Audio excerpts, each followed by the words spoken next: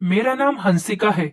मेरी शादी ऐसी ससुराल में हुई थी जहां पर मेरे पति और मेरे ससुर के अलावा कोई नहीं रहता था। जब ये रिश्ता मेरे घर पर आया था तो मेरे माता पिता को बहुत अच्छा लगा था, क्योंकि आजकल कौन नहीं चाहता कि कम मेंबर की फैमिली में अपनी बेटी की शादी की जाए। लेकिन अफसोस की बात एक ये थी कि मेरी शादी गांव में हुई थी। मैं शहर की पढ़ी लिखी लड़की थी और शहर में ही शादी करना चाहती थी। मेरी चाहत थी कि मेरी शादी किसी अमीर परिवार के लड़के से हो। सुना था कि ये लड़का भी अच्छी नौकरी करता है, लेकिन मैं तो शहर के पढ़े लिखे लड़के से शादी करना चाहती थी, जबकि ये लड़का गांव का पढ़ा लिखा लड़का था। जब मेरे माता पिता ने मुझे ये बताया कि ये लड़का बहुत अच्छा है और शहर में ही नौकरी करता है, लेकिन मैं ऐसे लड़की से भी शादी नहीं करना चाहती थी जो कुछ दिनों बाद ही मुझे छोड़कर शहर चला जाए और मैं उसके बिना अपनी जिंदगी अकेले ससुराल में रहकर गुजारूं। मेरे माता पिता ने मुझे बताया कि वो लड़का शहर में नौकरी जरूर करता है, लेकिन रहता अपने घर पर ही है। परमानेंट रहकर शहर में नौकरी नहीं करता। वो अपनी गाड़ी से सुबह शहर नौकरी करने के लिए रवाना हो जाता है और रात को अपने ऑफिस से घर आ जाता है। इसका मतलब ये था कि मुझे बड़ी आसानी हो जाती अगर मेरी शादी उस लड़के के साथ हो जाती है। तो मुझे जब भी अपने मायके आना होता, मैं उसके साथ आ जाती और रात को अपने घर को चली जाती। मुझे अपने माता पिता से ज्यादा दूर नहीं रहना पड़ता। लड़का देखने में बहुत ही स्मार्ट था, पढ़ा लिखा था। फैमिली मेंबर भी बहुत कम थे। सुना था कि गांव में उसका बहुत बड़ा मकान है और सिर्फ एक ससुर है जिनकी आंखों से नजर नहीं आता। वो बेचारे अंधे हैं। बेटा अपनी मर्जी से शादी कर रहा है और इसीलिए शादी कर रहा है क्योंकि वो चाहता है कि उसके पिता की सेवा करने के लिए घर में बहू आ जाए। जिस लड़के के साथ मेरी शादी होने वाली थी वो घर का इकलौता बेटा था। उसकी माँ तो काफी सालों पहले ही मर चुकी थी। घर में सिर्फ दोनों बाप बेटे ही रहते थे। सुना था कि काफी सालों से उन लोगों ने एक परमानेंट नौकरानी रखी हुई थी। वो नौकरानी पिछले 6 महीने पहले नौकरी छोड़कर जा चुकी है और तभी से ही उन दोनों के घर में काम की परेशानी होने लगी थी। भला वो कब तक नौकरानी के सहारे जिंदगी गुजार सकते थे। एक न एक दिन तो उनके बेटे को शादी करनी ही थी। ऐसा नहीं था कि मेरे ससुर शुरू से ही अंधे थे। सुना था कि उनकी आंखों की रोशनी लगभग 2 साल पहले ही गई है। उनकी आंखों में मोतियाबिंद का पानी आ गया था और उन्हें अपनी बीमारी के बारे में वक्त पर पता नहीं चल सका। धीरे धीरे उनकी आंखों की रोशनी चली गई और एक दिन ये हुआ कि उनकी आंखों की रोशनी पूरी तरह से जा चुकी थी और उनको दिखाई देना भी बंद हो गया था। ये रिश्ता अच्छा था, मेरे लिए इनकार की भी कोई वजह नहीं थी, इसलिए मेरी शादी बड़े ही सिंपल तरीके से इस लड़की के साथ हो गई थी। मैं अपने पति के साथ विदा होकर अपनी ससुराल चली आई थी। शादी के पहले दिन गांव की सारी औरतों ने मेरा बहुत अच्छे तरीके से स्वागत किया था। मुझे चारपाई पर बिठाकर सभी लोगों ने गिफ्ट्स दिए थे। मुझे अपनी ससुराल की गांव की शादी बहुत अच्छी लगी थी और यहाँ की रस्मों रिवाज भी मुझे बहुत पसंद आए थे। यहाँ आने के बाद मैंने अपने ससुर जी का आशीर्वाद लिया। इसी तरह करते करते काफी दिन गुजर चुके थे। मैं अपने ससुर के सारे काम करती थी, उनके कपड़े भी बदलती थी, पास बैठकर उनकी सारी बातें सुनती थी। वो बहू बहू कहकर मेरे करीब आ जाते थे। मेरे ससुर बहुत अच्छे आदमी थे, उनकी आदत भी बहुत अच्छी थी। लेकिन जब मैं घर का काम करती थी और मेरी नजर अपने ससुर पर जाती तो ऐसा लग रहा होता था जैसे कि वो मुझे घूर रहे हैं। लेकिन फिर भी मुझे एहसास होता कि वो मुझे कैसे देख सकते हैं, उनकी तो आंखों की रोशनी ही नहीं है। वो मुझे देखकर मुस्कुरा भी रहे होते थे। कभी कभी मुझे ये बात बड़ी अजीब लगती थी कि वो टकटकी बांधे ही मुझे क्यों देखे जा रहे हैं, पर हर बार मैं ये बात भूल जाती थी कि मेरे ससुर एक बूढ़े और अंधे आदमी हैं। वो अपनी आंखों से कुछ नहीं देख सकते। हर रोज हमारे घर पर अलग अलग तरीके की औरतें आती और थोड़ी बहुत देर मुझसे बातचीत करने के बाद चली जाती थी। मेरे ससुर का कहना था कि हमारे गांव के लोग बहुत प्यार और मोहब्बत वाले लोग हैं। हमारे गांव में जब कोई नई नवेली दुल्हन आती है तो यहाँ की औरतें उससे इसी तरह की बातें करने लग जाती हैं। मेरे ससुर अपने कमरे से भी बाहर निकलकर नहीं आते थे। मैं कभी कभी अपने ससुर को देखकर अपने दिल में शर्म ले आती थी, क्योंकि थे तो वो मेरे ससुर ही। ससुर तो वैसे भी पिता समान ही होते हैं। मुझे तो बस ऐसा लगता था जैसे मेरे ससुर सबके सामने मुझे ताकते रहते हैं। कभी कभी तो मैं अपने माथे पर बल डालकर उनको घूरने लगती थी, लेकिन अजीब पागल हो गई थी। मैं हर बार ये बात भूल जाती थी कि मेरे ससुर अंधे हैं, क्योंकि हमारे घर में कभी कोई ऐसा था ही नहीं। इसलिए मुझे ऐसे लोगों की आदत भी नहीं थी। ऐसा मेरे साथ पहली बार हो रहा था कि मैं अपने अंधे ससुर के साथ रह रही थी। मेरे ससुर रूटीन के मुताबिक सुबह के टाइम पर अपने ऑफिस जाने के लिए निकल जाते थे और सारा दिन मैं और मेरे ससुर घर में अकेले रह जाते थे। मेरे पति ने मुझे शादी की रात ही समझा दिया था कि तुम्हें मेरे पिता का बहुत ख्याल रखना है। काफी सालों से हमारे घर पर नौकरानी रह रही थी और वो मेरे पिता का बहुत ख्याल रखती थी, क्योंकि सुबह के टाइम पर तो मैं जॉब के लिए निकल जाता था। जब मेरे पिताजी की आंखों की रोशनी थी तब वो भी खेतों में काम करने के लिए चले जाते थे, लेकिन जब से उनकी आंखों की रोशनी गई थी, उन्होंने घर पर ही रहना शुरू कर दिया था। कुछ महीनों तक नौकरानी ने साथ दिया और उसके बाद वो भी नौकरी छोड़कर चली गई। तभी से हमारे घर पर बहुत ज्यादा परेशानी हो गई थी। पड़ोस वाली मासी आकर मेरे पिताजी के लिए खाना बना जाया करती थी, लेकिन फिर हम इस तरह से कब तक किसी की मदद ले सकते थे। शादी की पहली रात मेरे पति ने मेरी बहुत तारीफ की थी और अपने पति की तारीफ सुनकर मैं बहुत खुश हुई थी। मैंने उन्हें भरोसा दिलाया था कि मैं आपके पिता की हमेशा सेवा करूंगी, उन्हें कभी किसी चीज की कमी नहीं होने दूंगी। सुबह सुबह जब मैं सोकर उठी तो सबसे पहले अपने ससुर जी के लिए नाश्ता बनाती थी। एक दो दिन तो मेरे पति बाजार से भी नाश्ता ले आए थे। उन्होंने कहा था कि अभी तो तुम नई नवेली दुल्हन हो, कुछ दिन तुम आराम करो, उसके बाद तो तुम्हें ही घर का सारा काम संभालना है। लेकिन अब मैंने घर का सारा काम करना शुरू कर दिया था, क्योंकि इस घर में कोई औरत नहीं थी घर का कामकाज करने के लिए। भला मेरे पति भी कब तक इस तरह से मार्केट से खाना या फिर नाश्ता लेकर आते। एक न एक दिन तो मुझे यहाँ का किचन संभालना ही था। मेरे ससुर जी भी कहते थे कि बहू एक दो दिन खाना मार्केट से आ जाएगा, लेकिन मैंने कहा नहीं ससुर जी, मैं उस टाइप की नहीं हूँ जो हमेशा आराम करती रहे। मैं अपनी जिम्मेदारी निभाना चाहती हूँ और इस घर की गृहस्थी को अपने कंधों पर चलाना चाहती हूँ। ये घर तो मुझे ही संभालना पड़ेगा। मेरी बात सुनकर मेरे ससुर और पति बहुत खुश हो गए थे। उन्होंने कहा था कि हमें अपने घर के लिए ऐसी ही लड़की की तलाश थी। मेरे पति कहने लगे कि तुम बहुत खूबसूरत हो। तुम खूबसूरत ही नहीं बल्कि खूबसूरत होने के साथ साथ बहुत समझदार भी हो। मैंने नाश्ते के टेबल पर नाश्ता लगा दिया और मेरे ससुर जी भी नाश्ता करने के लिए मेरे सामने ही बैठे हुए थे। मैं उनके सामने बैठ गई। फिर मैंने उन्हें अपने हाथों से नाश्ता निकाल कर दिया। मेरे पति ने अपने पिता को अपने हाथ से नाश्ता करा दिया था। मेरे पति धीमे धीमे मुझे देखकर मुस्कुरा रहे थे। मेरे पति जब घर पर आते तो सब कुछ अपने पिता को अपने हाथों से ही खिलाते थे। उन्होंने मुझसे अपने पिताजी को नाश्ता कराते हुए टाइम पर कहा था कि अब अगली बार से मेरे पीछे मेरी ये जिम्मेदारी तुम निभाओगी। मैंने अपने पति से खुश होते हुए कहा, जी जी क्यों नहीं, मैं घर की सारी जिम्मेदारी खुद संभाल लूंगी। मुझे ऐसा लग रहा था जैसे मेरे ससुर अब भी मेरे सामने बैठकर मुझे घूर रहे थे। मेरे ससुर जी का नाश्ता कंप्लीट हो गया तो मेरे पति उनके पास की रखी हुई चेयर से उठकर मेरे बराबर में पड़ी हुई चेयर पर बैठ गए थे और मेरे चेहरे को देखकर उसे सहला रहे थे। मुझे डर था कि कहीं मेरे ससुर हमें देख न ले, लेकिन मेरे पति ने मुझे इशारे से कहा कि वो हमें कैसे देख सकते हैं, उनकी आंखों की रोशनी नहीं है।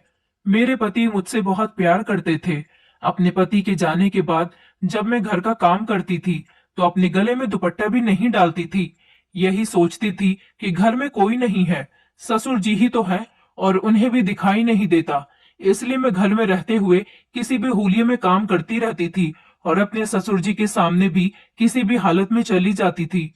मेरे ससुर इतने अच्छे थे और बहुत ही अच्छी आदत के थे।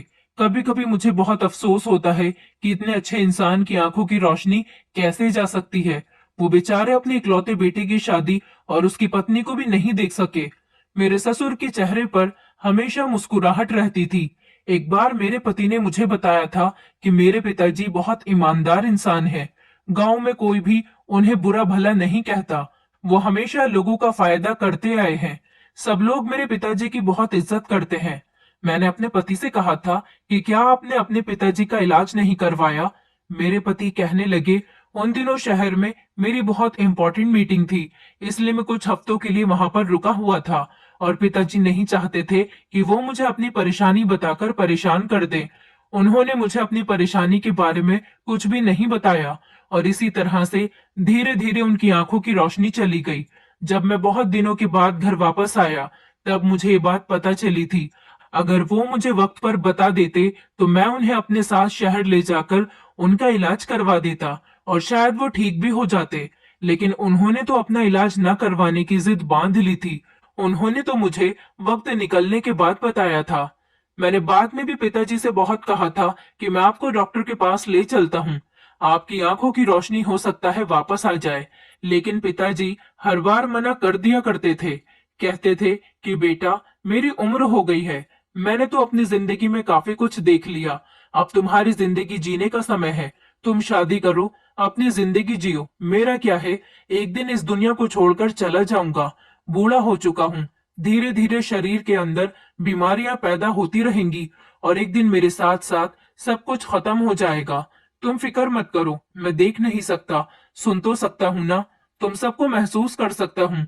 मैं तो बस तुम्हें खुश देखना चाहता हूँ और अपने जीते जी चाहता हूँ कि तुम्हारा घर बस जाए।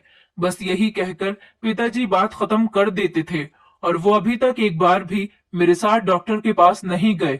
मैंने कहा, आप जबरदस्ती पिताजी को डॉक्टर के पास ले जाते।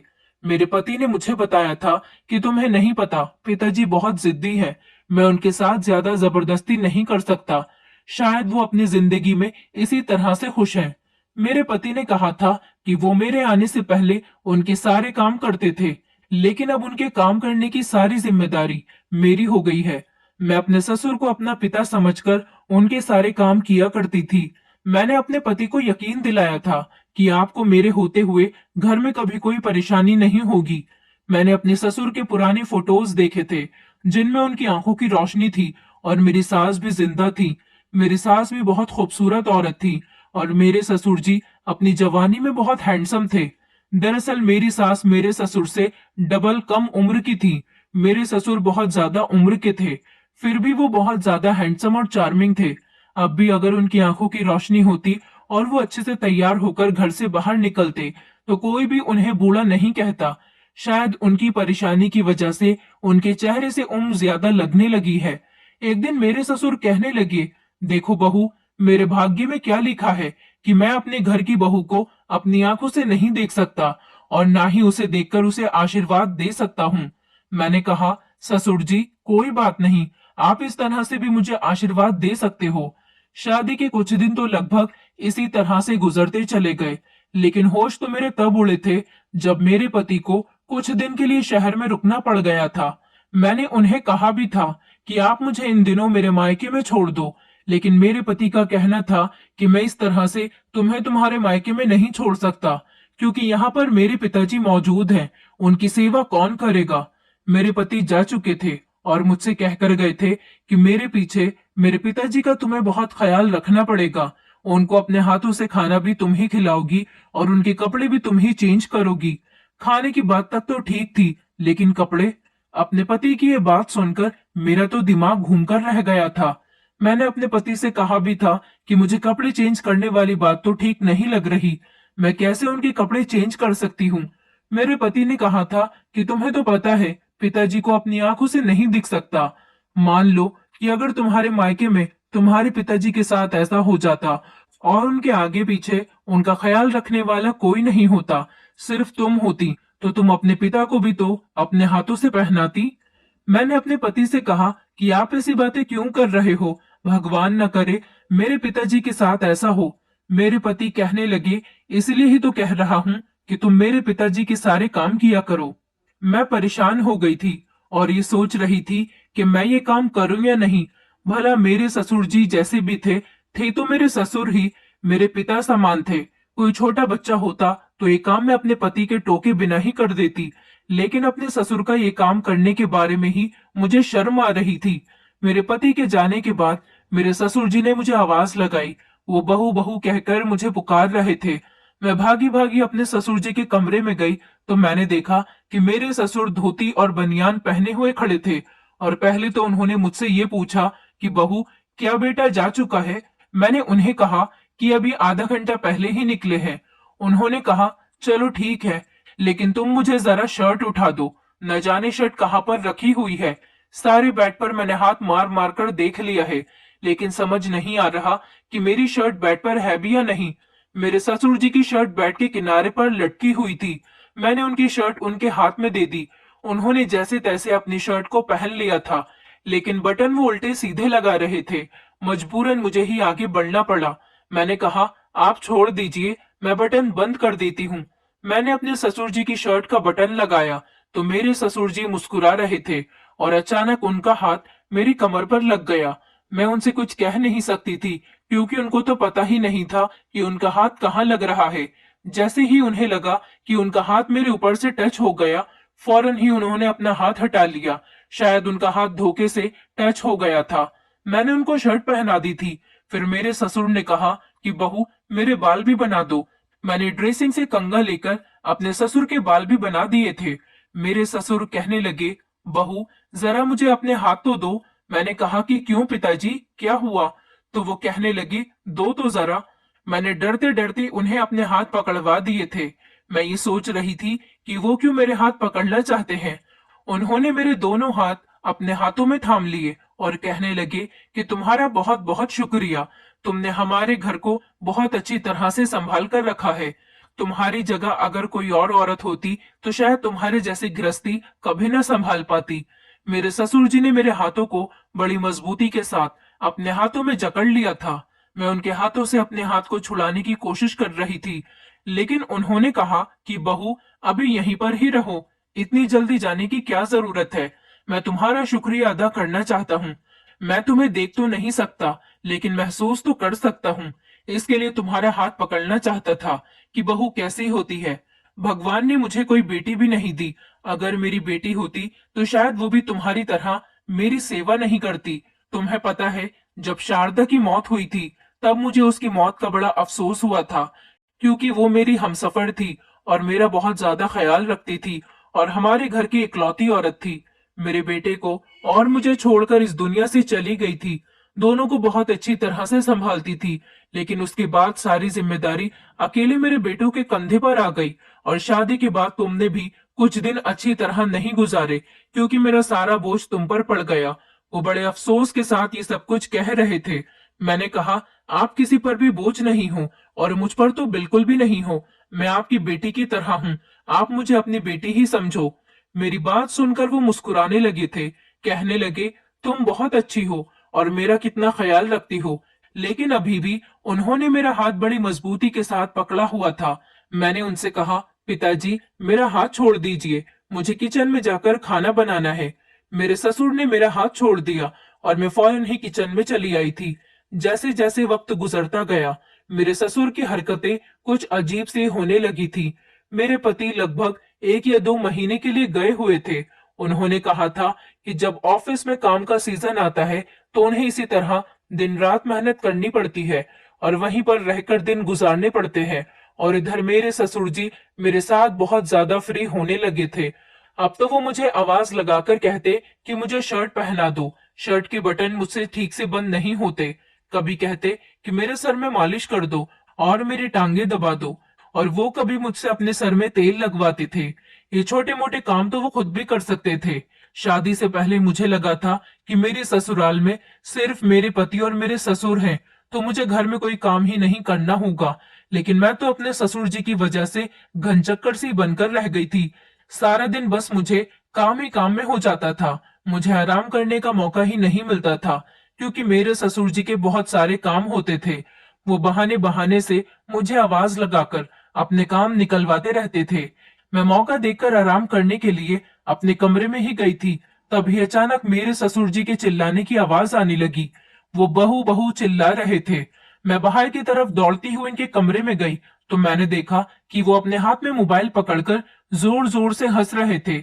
जब मैं उनके कमरे में गई और मैंने कहा कि बताइए क्या काम है, तो वो खूब जोर जोर से हंसने लगे और कहने लगे कि आओ बहू, मेरे पास आकर बैठो।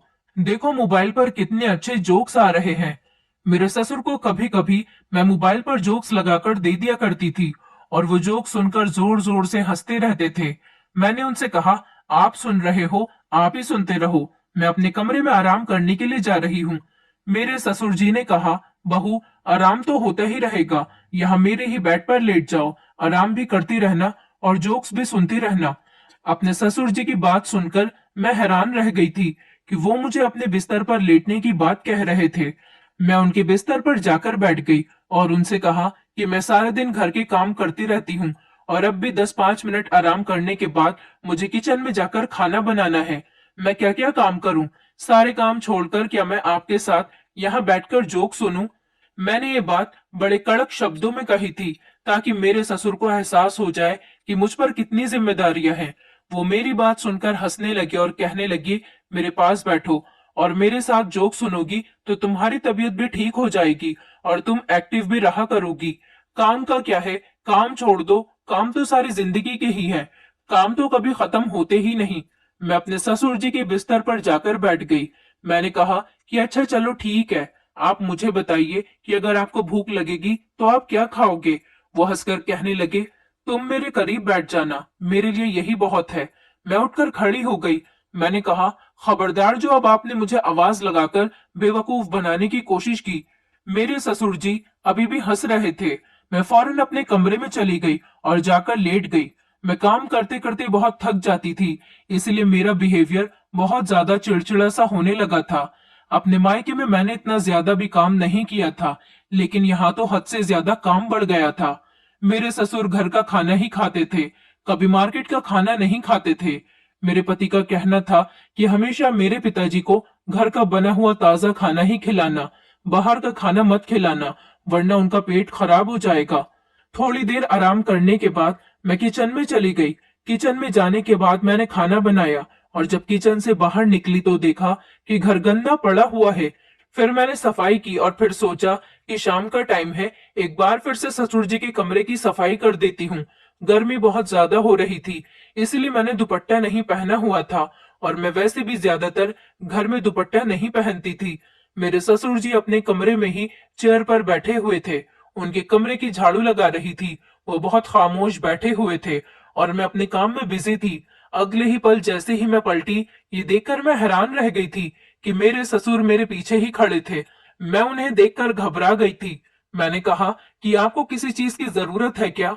उन्होंने कहा, नहीं बहू, मुझे किसी चीज की जरूरत नहीं है, बस मैं ये महसूस कर रहा था कि कमरे के अंदर तुम ही हो या कोई और है। मैंने कहा, आप ये कैसी बातें कर रहे हैं? भला इस घर में मेरे और आपके अलावा कोई भी नहीं रहता। उन्होंने कहा, चलो कोई बात नहीं। ये कहकर वो अपने बिस्तर पर बैठ गए थे और उनकी आंखों को देखकर मुझे बहुत डर लग रहा था। उनकी आंखें देखकर ऐसा लग रहा था जैसे उनकी नजर मुझ पर ही है। मुझे शर्म भी आ रही थी क्योंकि मैंने दुपट्टा नहीं पहना हुआ था।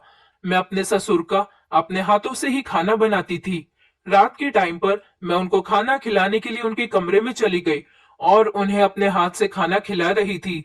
मैंने महसूस किया कि मेरे ससुर मेरे हाथ से खाना खाते हुए बहुत ज्यादा खुश होते थे और किसी न किसी बात पर वो मेरा हाथ भी मजबूती से पकड़ लेते थे और बस मेरी तारीफ ही करते रहते थे। कहते थे कि तुम्हारे हाथ का बना हुआ खाना बहुत टेस्टी होता है। मुझे लगता है कि तुम भी इतनी ही ज्यादा खूबसूरत होगी। अब धीरे धीरे मुझे अपने ससुर की हरकतें बहुत अजीब लगने लगी थी।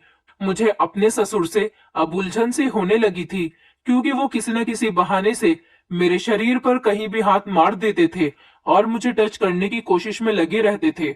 मैं समझना चाह रही थी कि वो क्या करना चाहते हैं। मैं अपने ससुर की तरफ से अब बहुत ज्यादा परेशान रहने लगी थी। अपने पति को अगर उनकी हरकतों के बारे में बताती भी तो किस तरह से बताती, क्योंकि मुझे यकीन था कि वो देख नहीं सकते, इसलिए मेरे पति मेरी किसी भी बात पर यकीन नहीं करेंगे। मैं यही सब सोच रही थी और रात के 8 बजे तक अपने कमरे में सो गई थी। मेरे कमरे का दरवाजा खुला ही रहता था। मैं बहुत गहरी नींद में सो रही थी, पर अचानक घबराकर मेरी आंख खुल गई क्योंकि मुझे महसूस हुआ जैसे कोई मेरे पैरों पर गुदगुदी कर रहा है। जैसे ही मैंने अपने पैरों की तरफ देखा तो ये देखकर मेरे पैरों तले से जमीन निकल गई थी कि ये कोई और नहीं बल्कि मेरे ससुर ही हैं।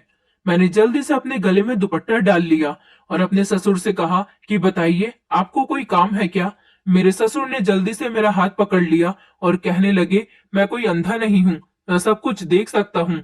ये सुनकर तो मैं और भी ज्यादा हैरान हो गई थी कि आखिर वो क्या कह रहे हैं, लेकिन उनके चेहरे की शातिर वाली मुस्कुराहट देखकर मुझे डर लगने लगा था और मैं बहुत परेशान भी हो गई थी। मैंने कहा, आप ये सब कुछ क्या कह रहे हो? मेरे ससुर कहने लगे, हाँ मैं सब कुछ सच सच कह रहा हूँ। मेरे ससुर ने जल्दी से मुझे आकर मजबूती से दबोच लिया। मैं खुद को छुड़ाने की बहुत कोशिश कर रही थी, लेकिन वो मेरी कोई बात नहीं सुन रहे थे। मैं चिल्लाने की भी कोशिश कर रही थी। उन्होंने मेरे मुंह पर हाथ रख लिया और फिर उसके बाद वो हुआ जो मेरे साथ नहीं होना चाहिए था। मुझे अपने ससुर से ऐसी उम्मीद नहीं थी। उन्होंने झूठ बोला था कि वो अंधे हैं और इस बात का फायदा उन्होंने मुझ पर उठाया था। उन्होंने मेरी इज्जत को तार तार कर दिया था। मैंने उनसे कहा कि आपने मेरे साथ अच्छा नहीं किया। मैं आपकी सारी सच्चाई अपने पति के सामने खोलकर ही रहूंगी। मेरे ससुर कहने लगे, किस तरह खोलोगी? मेरा बेटा कभी तुम्हारी बात पर यकीन नहीं करेगा, क्योंकि उसे पता है कि मैं अंधा हूँ। वो तुम्हारी किसी बात पर यकीन नहीं करेगा, बल्कि तुम्हें ही इस घर से धक्के मारकर निकाल देगा अगर तुमने उसके पिता पर कभी भी इस तरह का आरोप लगाने की कोशिश की। मैं अपने ससुर की बात सुनकर बहुत ज्यादा डर गई थी कि ये बिल्कुल सही कह रहे हैं। मेरा पति कभी भी मेरी बात पर भरोसा नहीं करेगा, लेकिन मेरे ससुर ने जो मेरे साथ किया था वो मेरे लिए बहुत ही खतरनाक साबित हुआ था। मैं बिल्कुल लाचार हो गई थी और जमीन पर बैठकर जोर जोर से रो रही थी। मेरे ससुर कहने लगे, मेरी नजर तुम पर पहले दिन से ही है, क्योंकि तुम बहुत ज्यादा खूबसूरत हो। मैंने उनसे कहा, आपने मेरे साथ ये सब कुछ क्यों किया? उन्होंने बताया कि मैं बहुत मेहनत मजदूरी करके अपने बेटे को पाल रहा था, लेकिन जब से वो शहर गया था उसने मुझ पर ध्यान देना ही बंद कर दिया था।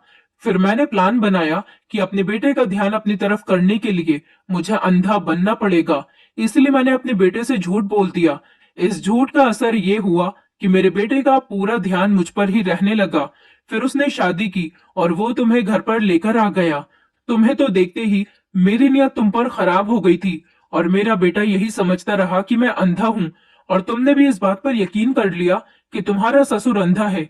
मुझे तो ये बात पता है कि मेरा बेटा हर तीसरे चौथे महीने में 1 या 2 महीने के लिए अपने ऑफिस में ही रुक जाता है। मैं इस बात का मौका ढूंढ रहा था कि कब वो जाएगा और कब मैं तुम्हारा फायदा उठाऊंगा। मैं बड़ी लाचार और बेबस होकर ये सब कुछ सुनकर बहुत रो रही थी, लेकिन शायद मेरी किस्मत बहुत अच्छी थी। जब मेरे ससुर ने मुझे अपनी कहानी बतानी शुरू की थी, तभी मेरे पति दरवाजे पर खड़े होकर उनकी सारी बातें सुन रहे थे। भगवान ने मेरा बहुत बहुत साथ दिया था। मुझे अपने पति को कुछ भी बताने की जरूरत नहीं पड़ी। उन्होंने खुद ही अपने कानों से अपने पिताजी की सारी बातें सुन ली थी। दरअसल 26 नवंबर को मेरा बर्थडे होता है। मेरे पति को ये बात पता थी कि मेरा बर्थडे आने वाला है, इसलिए मेरे पति मुझे सरप्राइज देना चाहते थे। वो 25 तारीख की रात को ही शहर से घर आने के लिए निकल गए थे, क्योंकि वो मुझे सरप्राइज देना चाहते थे।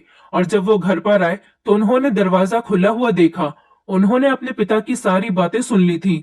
ये सब देखकर मेरे पति ने उन्हें बहुत मारा था और उनसे सारे रिश्ते नाते खत्म करके वो मुझे अपने साथ शहर ले गए थे। मेरे पति ने मुझसे अपने पिताजी की तरफ से बहुत माफिया मांगी थी। अब मैं अपने पति के साथ शहर में ही रहती हूँ। मेरे पति ने अपने पिताजी से सारे संबंध खत्म कर दिए। दोस्तों, उम्मीद करती हूँ आपको हमारी कहानी पसंद आई होगी। कहानी पसंद आई है तो वीडियो को लाइक करें, चैनल पर नए हैं तो चैनल को सब्सक्राइब करें और हाँ, नोटिफिकेशन बेल को जरूर दबाएं ताकि अगली अपडेट सबसे पहले आपको मिले।